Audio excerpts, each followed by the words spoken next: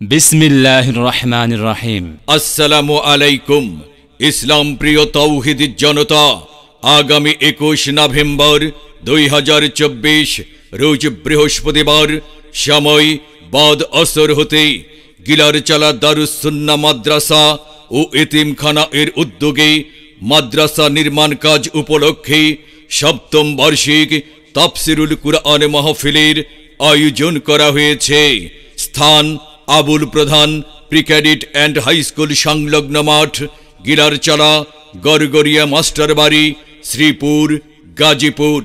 উক্ত তাফসিরুল কুরআন মাহফিলে প্রধান বক্তা হিসাবে তাফসির পেশ করবেন আন্তর্জাতিক খ্যাতিসম্পন্ন বক্তা মুফাসসিরে কুরআন আল্লামা তারেক মনোয়ার।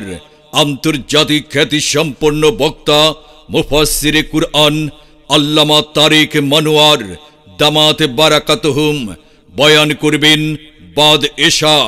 উক্ত ওয়াজ মাহফিলে আরও তাফসির পেশ করবেন স্থানীয় উলামায়ে কেরামগণ।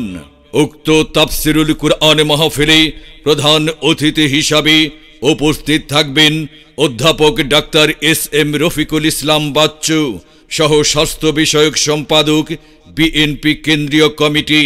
উক্ত তাফসিরুল কুরআন মাহফিলের শুভ উদ্বোধন করবেন আলহাজ doctor Mohammad Shafiqul Islam, MBBS, MPH, senior সহসভাপতি, গাজীপুর জেলা বিএনপি।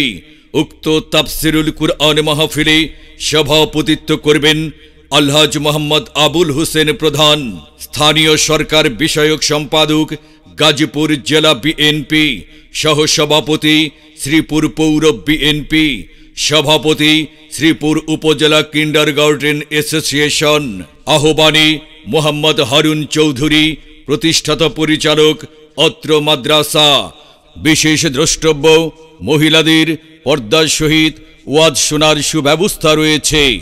ইসলাম প্রিয় তৌহিদ জনতা, মনে রাখবেন আগামী 21 নভেম্বর 2024 রোজ বৃহস্পতিবার সময় বাদ আসর হতে গিলারচালা দারুস সুন্নাহ মাদ্রাসা ও এতিমখানা এর উদ্যোগে মাদ্রাসা নির্মাণ কাজ উপলক্ষে সপ্তম বার্ষিক তাফসিরুল কুরআন মাহফিলের আয়োজন করা হয়েছে। উক্ত তাফসিরুল কুরআন মাহফিলে প্রধান বক্তা হিসাবে তাফসির পেশ করবেন আন্তর্জাতিক খ্যাতিসম্পন্ন বক্তা মুফাসসিরে কুরআন আল্লামা তারেক মনোয়ার। আল্লামা তারেক মনোয়ার দামাত বারাকাতুহুম বয়ান করবেন বাদ এশা। উক্ত তাফসিরুল কুরআন মাহফিলে আপনারা দলে দলে যোগদান করে দুজাহানের কামিয়াবি হাসিল করুন। এসো মুসলিম, এসো মুমিন, আল কুরআনের ছায়া তলে মুখরিত করো দিনের বাগান, হেদায়েতি বাণী শুনে। দিন ইসলামের খুশবু নিয়ে, দিন ইসলামের খুশবু নিয়ে আলোকিত করো জীবন। প্রভু তুমি কবুল করো তাদের আয়োজন, আল্লাহ তুমি কবুল করো এই আয়োজন।